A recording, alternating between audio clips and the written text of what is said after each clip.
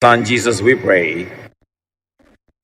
Lagi tayong nananalangin, we wish, we pray for happiness, happy birthday, happy new year. Pero ang laking factor ang pamilya para tayo maging masaya.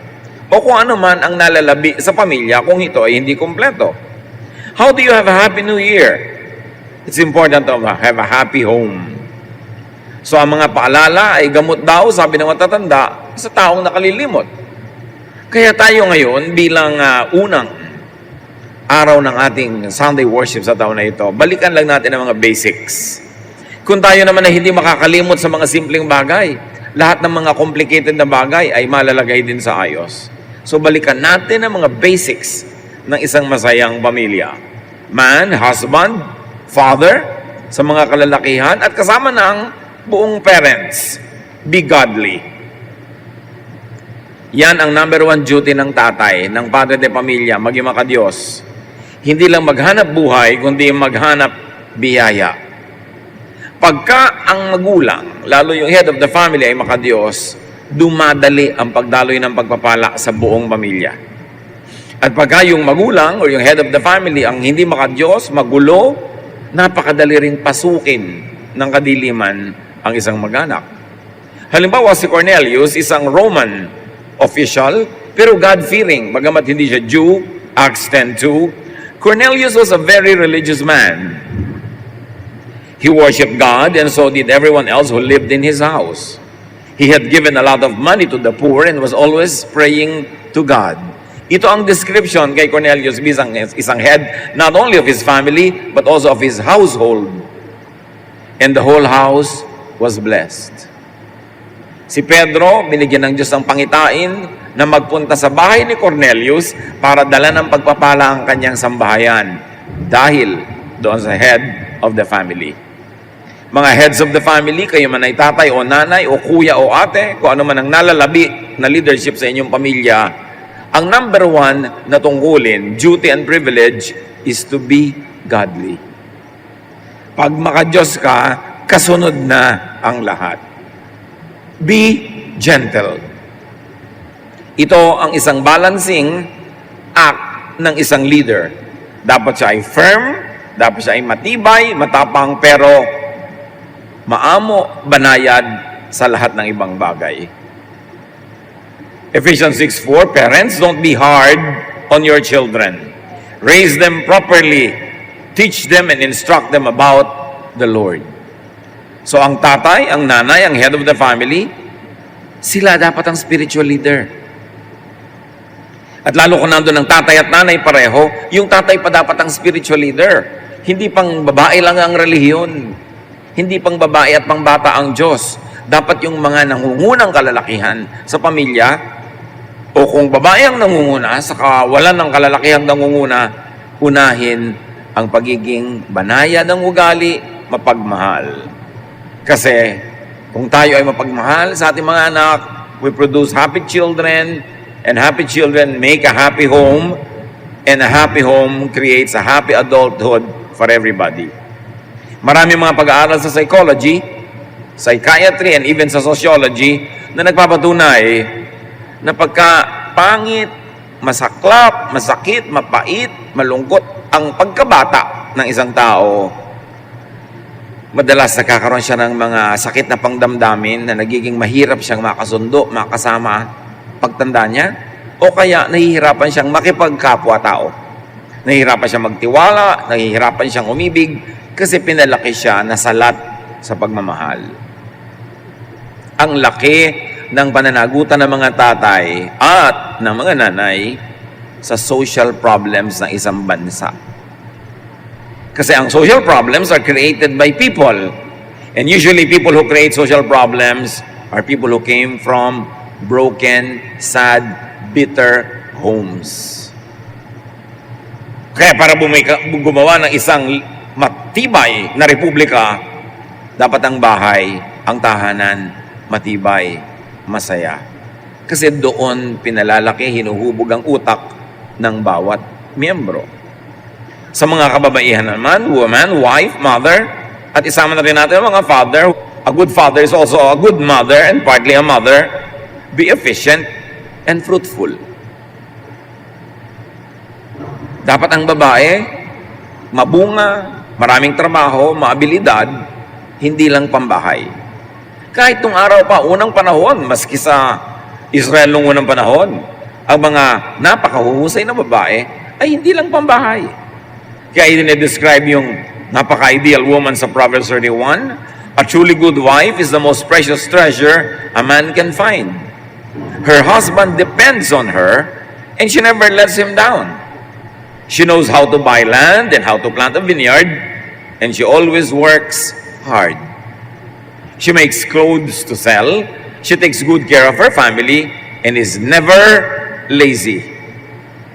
Yun daw ang mahusay na babae, magaling sa bahay, magaling din sa paghahanap buhay, magaling mag-sideline, kumikita, hindi lang nakaasa sa husband. Meron sariling kita, meron sariling abilidad. At pagka ganon, mas magandang diskarte sa pagiging ina, sa pagiging asawa, dahil productive at dahil magandang halimbawa sa kanyang mga anak. At hindi lang yon, siya ay nakadadagdag sa kariwasaan ng tahanan. An abundant home is easier to become a happy home. Mahirap namang sumaya kung gutom. Mahirap sumaya kung laging kulang. Kaya napaka-ideal na ang babae ay magaling din maghanap buhay. In fact, mas nagkakaroon siya ng magandang pakikitungo sa kanyang asawang lalaki kung siya may sariling income, kasi yung kabaitan niya, kabutihan niya, likas, hindi lang dahil umaasa kasi siya. At pagka hindi siya binigyan, ay mawawalan siya ng support. It creates a better person if you are not dependent on others. Your kindness becomes natural and you are not kind out of necessity. So sa husband and wife, sa couple, ano ang old-fashioned but very important and always true na payo? Be faithful. Kailangan pa bang i-memorize yan? Couples should go back to old-fashioned faithfulness to each other. Sa dinami-rami na eksperimento ng lipunan, maski yung sex revolutions noong 50s and 60s, and hanggang sa 70s, at yung loose morals na umuuso sa napakaraming lipunan, hindi naman nag-produce yun ng happiness eh. Hindi naman sinabi ng mga tao na, because I'm unfaithful to my husband or to my wife, because I'm an adulterer, because I am playing with everybody else, I became happier. Wala namang ganun. This unfaithfulness business to the couple, of the couple, is a failure. It's a grand social failure. Not to mention that it's a grand moral failure. Ang tunay na kasiyahan, katatagan, kasiyahan pa rin ng pamilya ay yung maging matapat ang mag-asawa sa isa't isa, no matter what. Siyempre, as is where is. Na yung napangasawa mo, yun na talaga ang dibdibin mong partner sa buhay. Tanggapin mo na ang lahat ng kulang, i-enjoyin mo ang lahat ng maganda at magagaling na bahagi nun, at tanggapin mo yung kulang. Kasi yung mga kulang sa asawa mo, pag hinanap mo sa iba, may makikita kang nasa iba yung kulang na yon. Pero yung makikita mong iba na yon, may ibang kulang na naman yon. At di ka titigil ang kakahanap, tulad ng woman at the well sa Samaria. Sabi ni Jesus, bring your husband here. Sabi niya, I have no husband. At sabi ni Jesus, tama ka.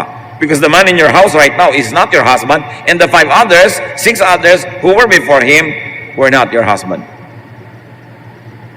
So ang babaeng ito hindi tumigil ng kakahanap ng mapapartner sa buhay, hanggang tumanda na lang siguro siya, maghahanap siya kung hindi siya natagpuan ni Jesus at kung hindi siya nakinig kay Jesus.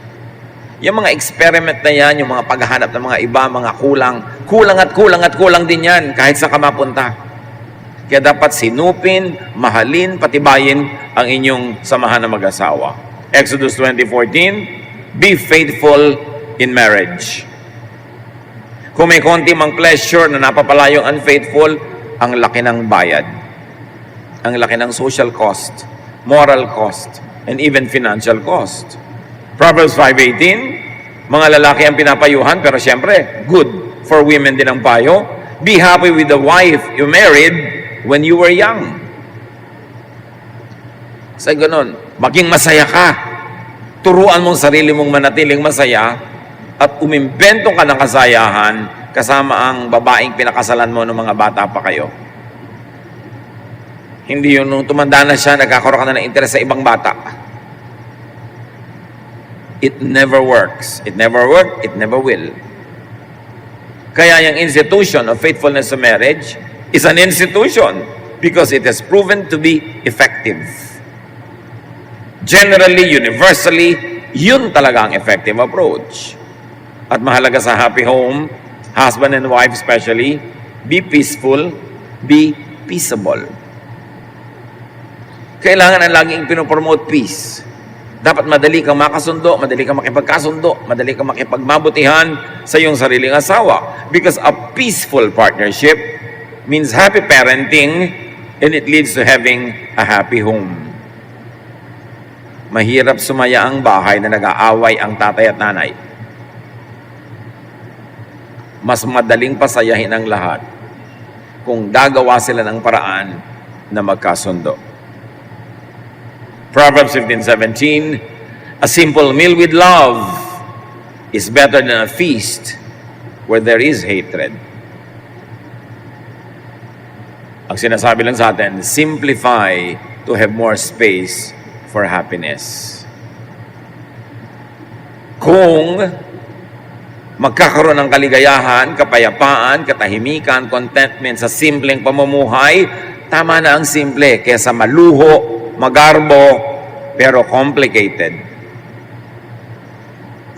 Kaya yung mga pamilya na binebless ng Panginoon na yumaman ng higit sa dati, o dating hindi nga mayaman, tapos yumaman, dapat huwag niyong payagan na ang inyong pag-asenso, pagyaman, pagkakaroon ng mas maraming pera o mga kabuhayan, ay maging hadlang para kayo maging masaya. Huwag payagan o kung nagkapera ka ngayon, ibinabahay mo na tuloy si Kulasisi. Mabuti pa wala ka nalang pera para wala kang pambahay sa kanya kaysa merong ganon. Yung nagkaroon ng pera yung mga anak, nagkabisyo-bisyo, nagkawindang-windang ang buhay dahil yumabang. Dapat walang ganon. Pag pinagpapala ka ng Panginoon, binigyan ka ng mas marami ngayong pera kaysa dati, mas dapat kang matapat sa Panginoon at sa isa't isa. Hindi yung gagamitin mo yung blessing as a tool para ka maloko ng demonyo. Gagamitin mo yung tool na blessing para mapariwara, mapasama, para gumawa ng hindi tama. Mababawi ang ganong blessing. At kung hindi man yun mabawi, mawawala niya ng bisa. Hindi magiging blessing ang bisa nun, magiging curse. Don't allow God's blessing to become curses in your life. What you do with the blessing will keep it as a blessing or will turn it into a curse. Proverbs 25:24, it is better to stay outside on the roof of your house than to live inside with a nagging wife or husband. Yung mga bahay noon sa Israel, ang bubong nila, pwede ka dong matulog. Yun nga, yung mga upper room Flat kasi. Pero, maginaw kung maginaw, mainit kung mainit. Maulan, mahangin. Pero ang sabi ng Proverbs, mabuti pa, tumira ka na lang sa sulok ng bubong ng bahay nyo kaysa sa loob nga ng bahay na maginawa. Tapos yung asawa mo naman, walang tigil ng yakiti, yakitak. Kaya iwasan na yung naging-naging. Wala namang nagbabago, kananag mo Meron ba? Yun namang ninanag, kaya hindi tumitigil yung nagger, kasi hindi ka nakikinig. Kung nakinig ka ba naman, di titigil na yung magnag. Pero dahil ayaw mong makinig, yun namang nagger, ayaw tumigil, pareho nila kayo mag-ceasefire para tumahimik ang buhay. Kung dakdak ka ng dakdak, wala naman nakikinig, sayang ang pagod, nagkakalayo-layo lang ang mga loob nyo, manahimik na lang, lunukin ang laway, magtiyaga, magtiis. Yun ang sikreto ng masasayang pamilya, hindi yung nasisiyahan ka lagi sa mga kasama mo sa buhay, kundi tinuturuan mo ang sarili mong tanggapin sila, enjoyin ang kanilang mga katangian, at patawarin, takpan ng pag-ibig ang kanilang mga kakulangan. Do not unnerve one another. Do not get into each other's nerves. Huwag niyong laging inisin ang inyong asawa, ang inyong anak, ang inyong magulang, kasi yung bahay para yung swimming pool. Bawat pangiinis mo, Pagtalikod mo sa tungkulin, pagtataksil mo, nagbubuhos ka ng lason doon sa pool na kayo-kayo.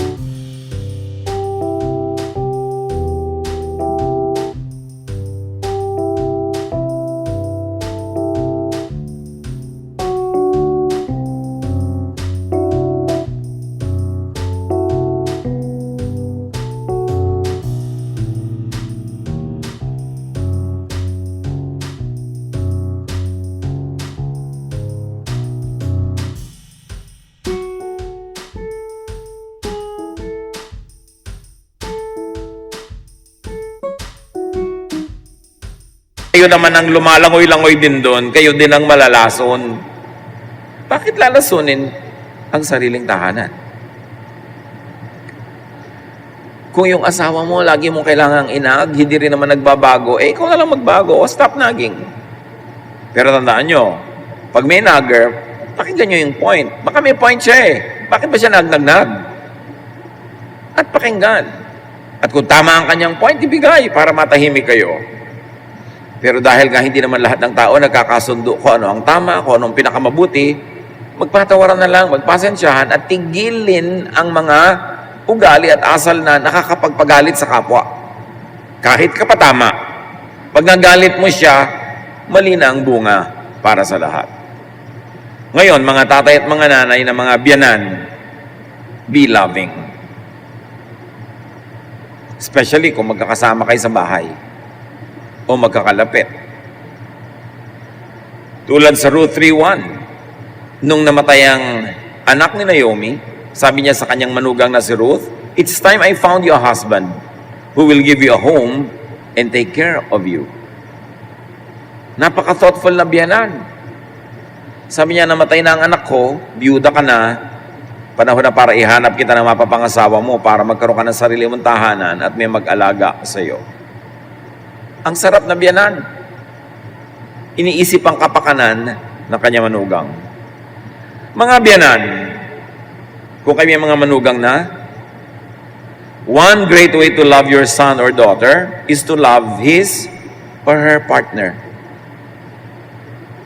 Yun ang pag-aralan. Titigil ang gulo ng planeta kung pag-aaralan ng biyanan na mahalin yung manugang. Mahal kasi ng anak mo yan. Mahal ka rin. Pag lagi mong hinati ang puso ng iyong anak, lagi mong sisirain ang iyong manugang, lagi kang magdadrama, magpapaawa, aawayin mo ang iyong manugang, yung anak mo nagdurusa. Gusto mo bang gawin sa anak mo yun na nagdurusa siya? Mahalin ang mahal ng inyong anak para tahimik ang planeta. May kilala nga ako isang lalaking lagi nag-aaway ang kanyang nanay at ang kanyang asawang babae. Gusto na niya magbaril sa sarili.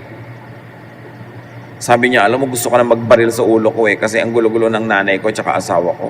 Sabi ko, bakit hindi yung asawa mo at nanay mo ang barilin mo? Ayaw naman niya. Siyempre, joke.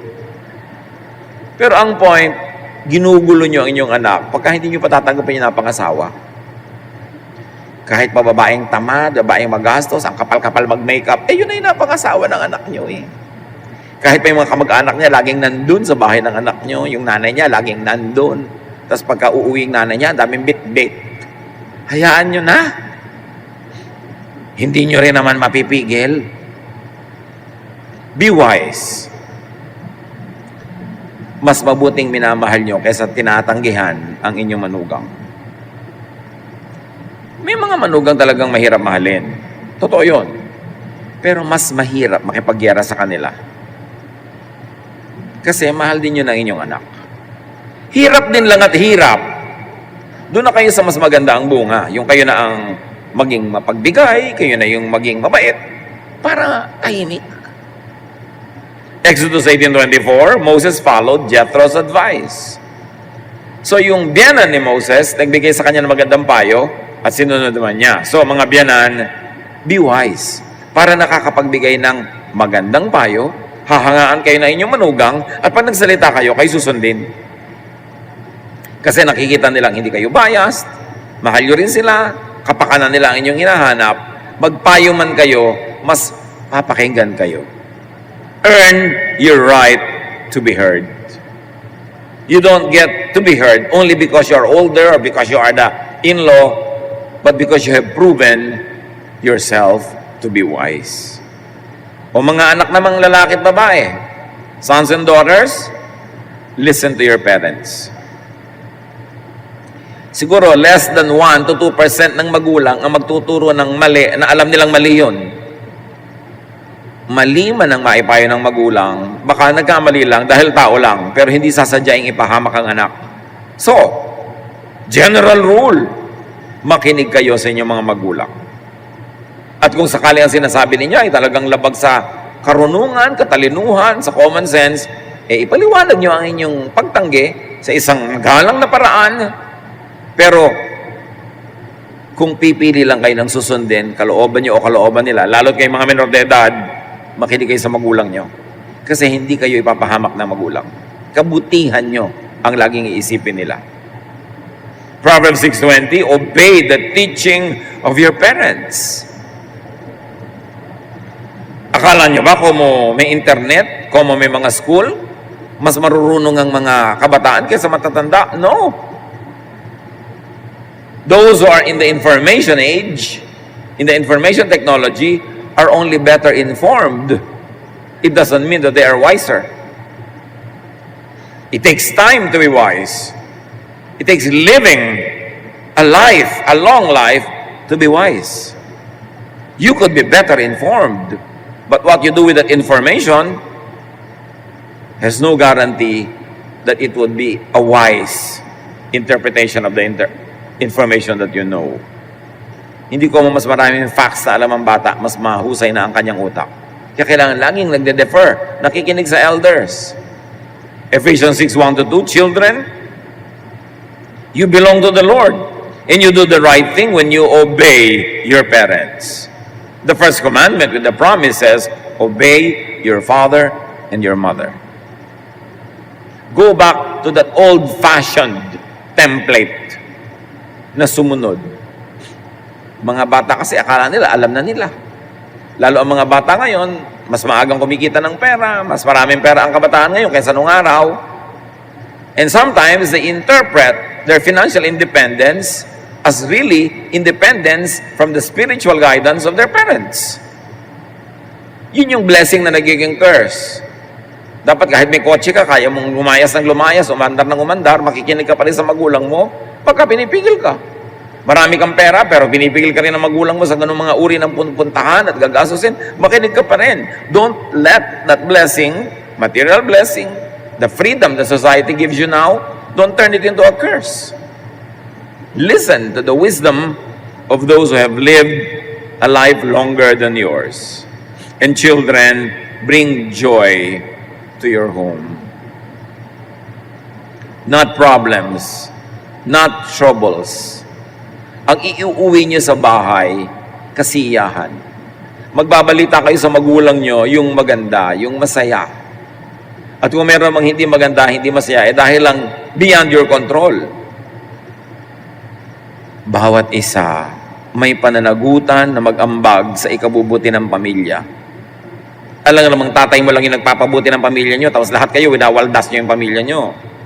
O nanay lang yung gumagawa ng mabuti, tapos yung tatay hindi, yung mga anak hindi. O anak lang ang gumagawa ng mabuti, yung mga magulang hindi. It will never work. It will have to be everyone's effort. Home nyo yan eh. Dapat lahat may contribution. Proverbs 15:20, children with good sense make their parents happy, but foolish children are hateful to them.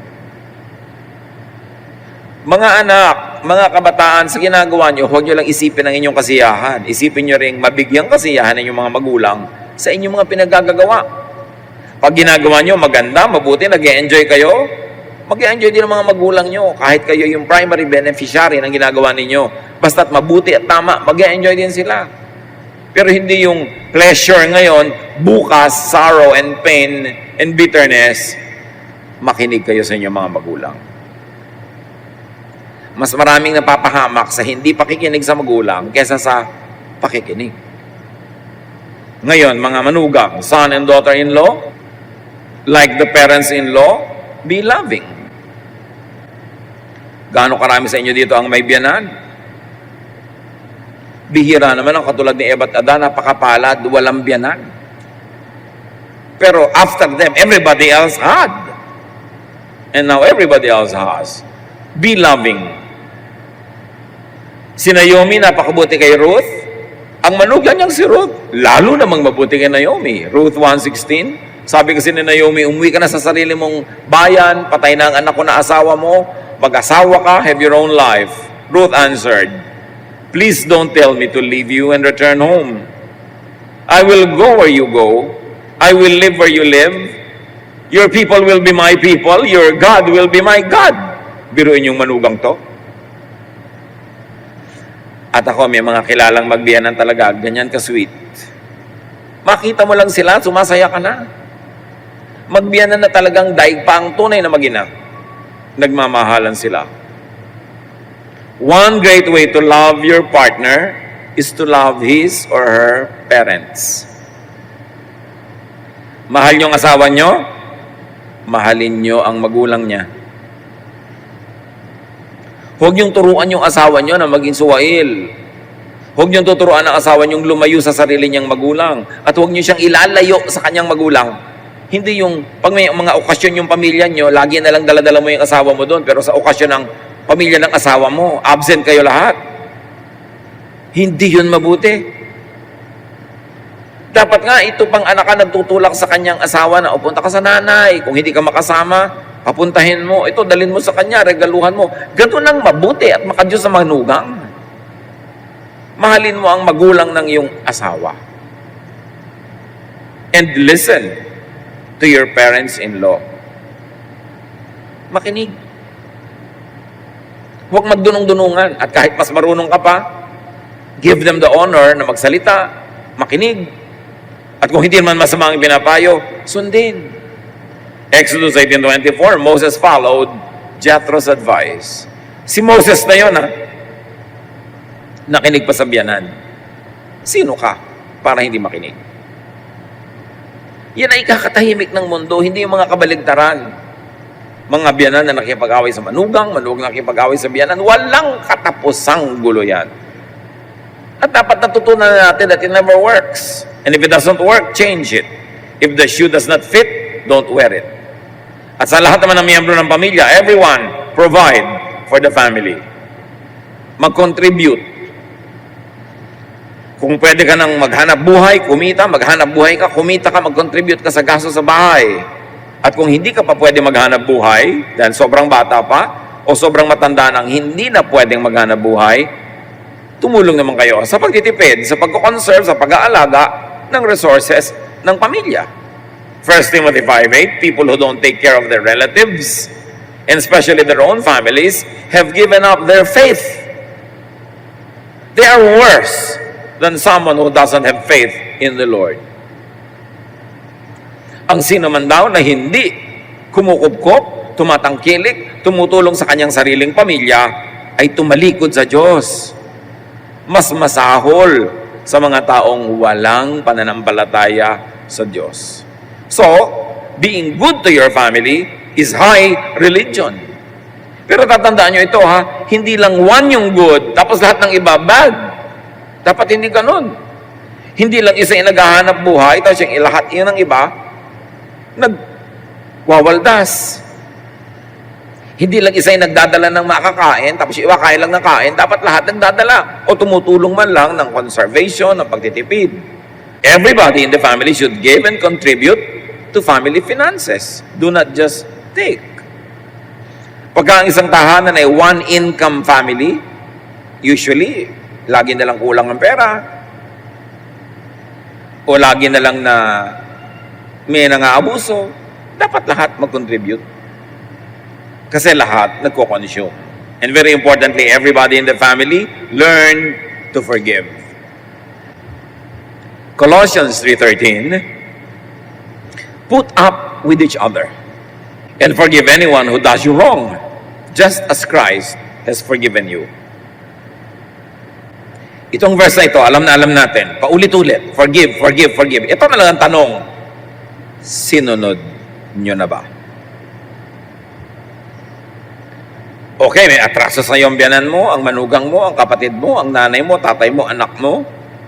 Sinunod nyo na ba itong forgive, forgive na to? O parang dekorasyon lang sa tenga? Kasi para talaga tumalab, dapat sundin.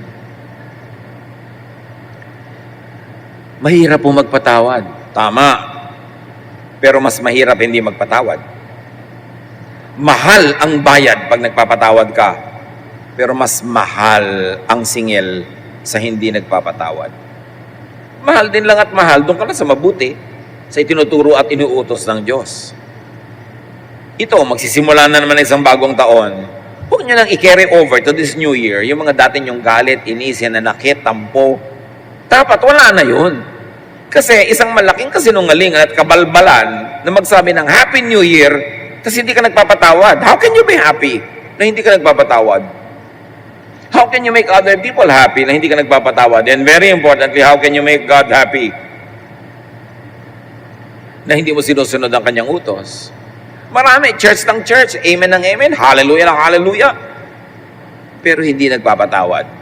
Don't expect to be happy.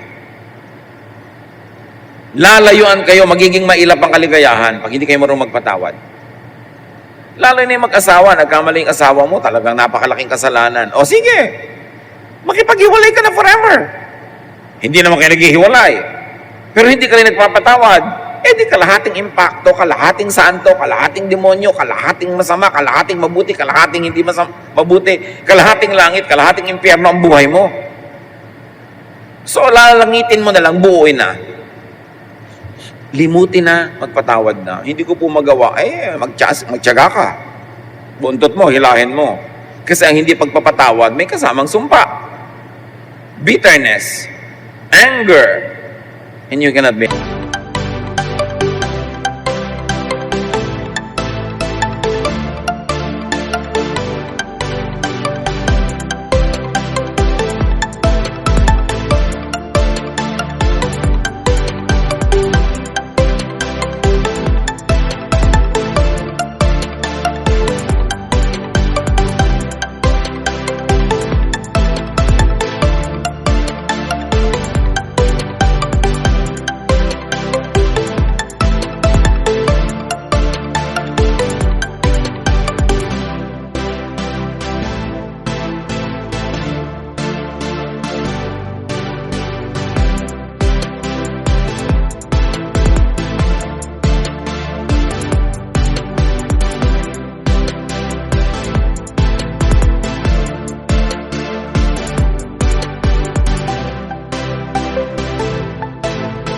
Happy.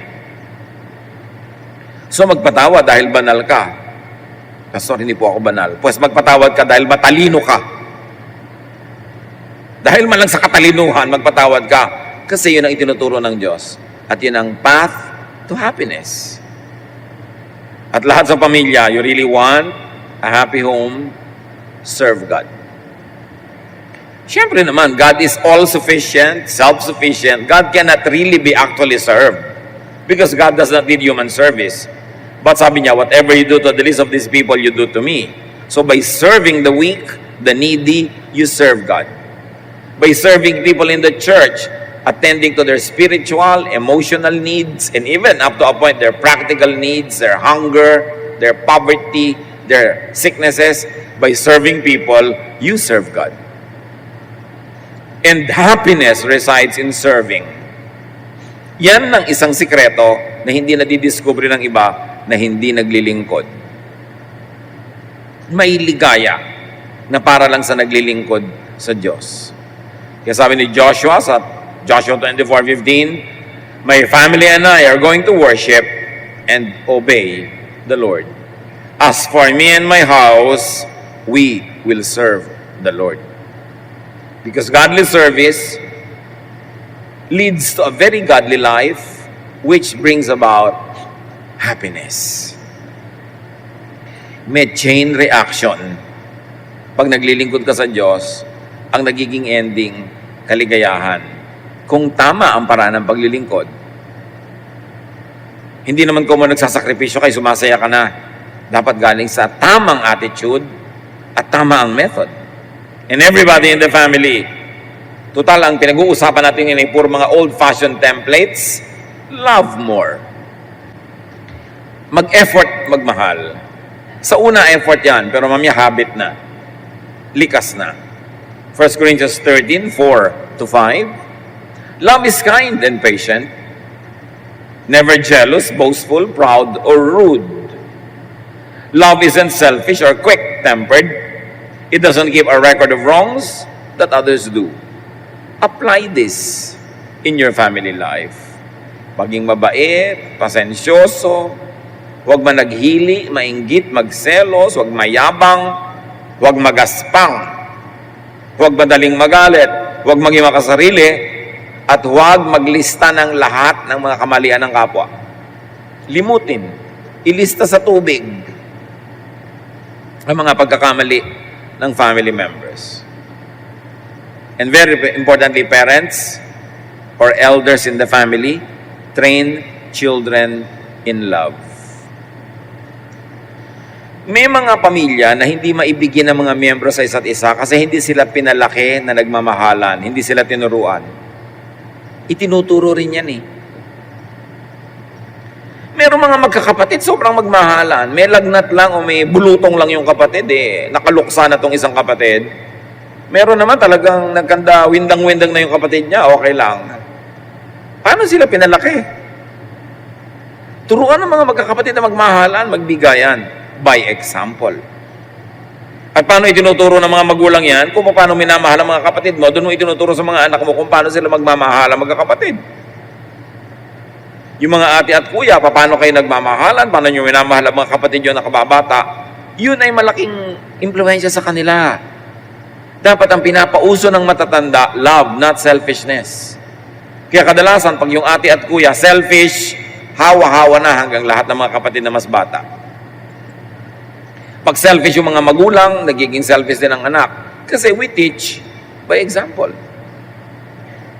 Ang laki-laki ng pananagutan natin pag may bata sa bahay. Kasi lahat ng sinasabi, hindi sinasabi natin, ginagawa at hindi ginagawa, nakatatak sa isip nila. At nahuhubog natin ang pagkatao nila, alaman natin o hindi, sinasadya man natin o hindi, sa pamamagitan ng pagtrato natin sa kanila sa bahay.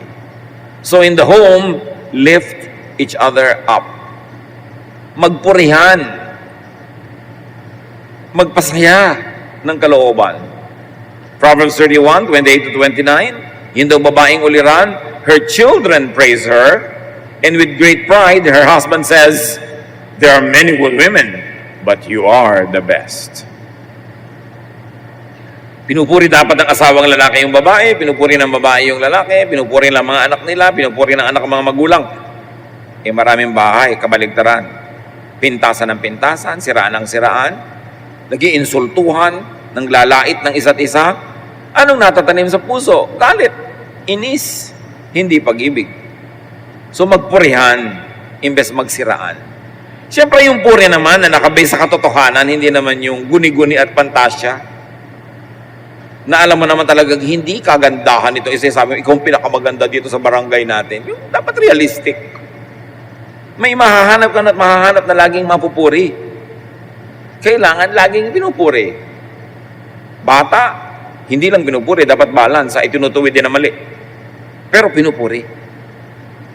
Pag marunong kang pumuri, pag sinasabi mo na yung mga mali, hindi magagalit sa'yo. Kasi alam niya, hindi ka biased.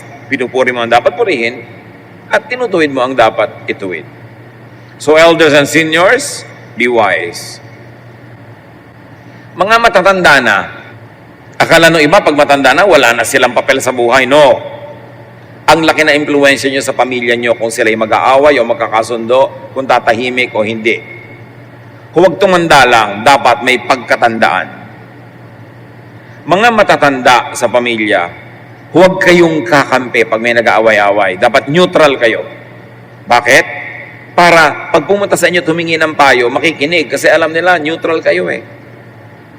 Hindi yung lola ka, meron kang paboritong apo, kinakampihan mo kahit na anong gawin. Hindi yung may pamangkin ka, yun lang ang paborito mo, yung iba hindi. Proverbs 16:31, gray hair is a glorious crown worn by those who have lived right. Yan daw pumuputing buhok, o yung equivalent niyan, ay parang korona, maluwalhati na korona ng mga taong nainang tama at tumanda ng may pinagkatandaan. Kaya may mga pamilyang hati-hati, kadalasan yung mga matatanda may kinakampihan.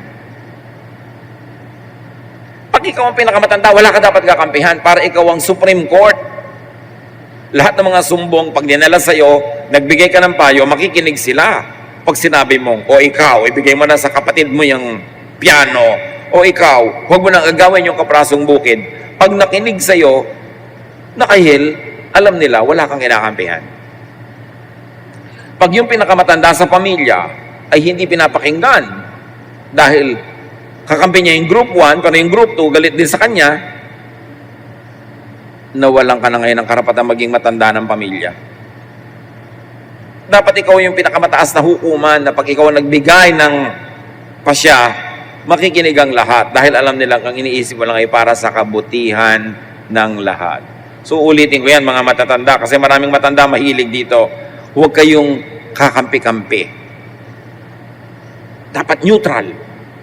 Kahit sa loob ng puso nyo may kinakampihan kayo. Pag ipinakita nyo yon, mawawala na kayo ng kapangyarihan na maging hukom pagka may nagsasabi sa inyo mga members ng family.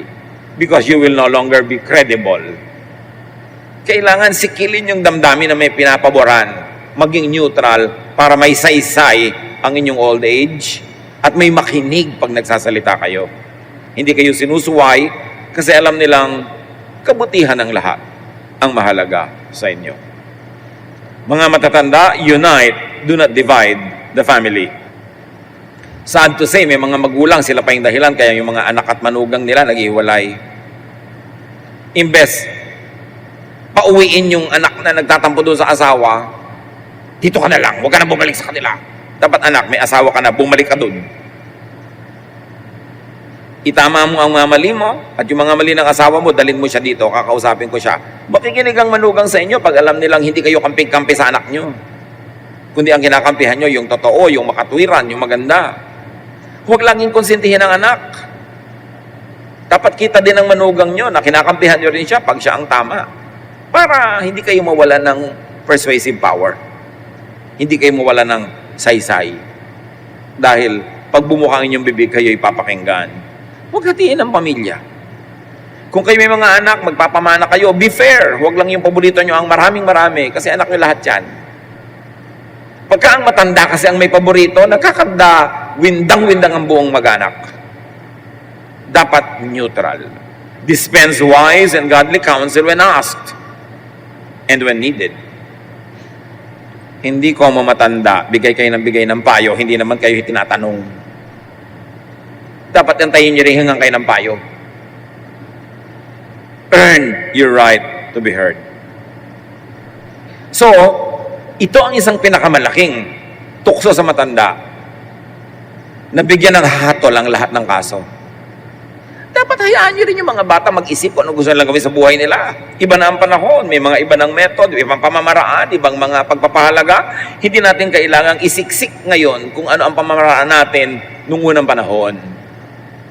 Pero kung tayo ay nakikita nila niya neutral, matalino, tatanungin at tatanungin nila tayo.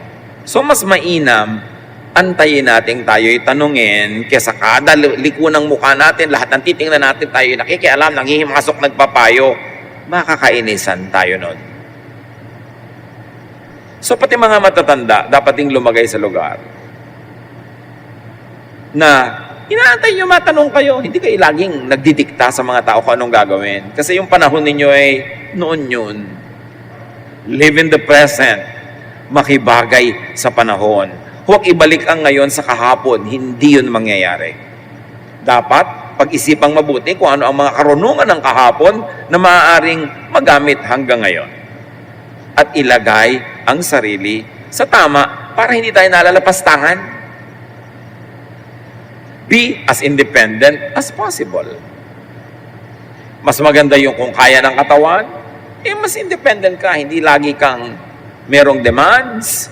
Mas magiging kaibig-ibig ang takbo ng buhay kung kahit ikaw, kung kaya ninyo, kaya natin, mas independent tayo.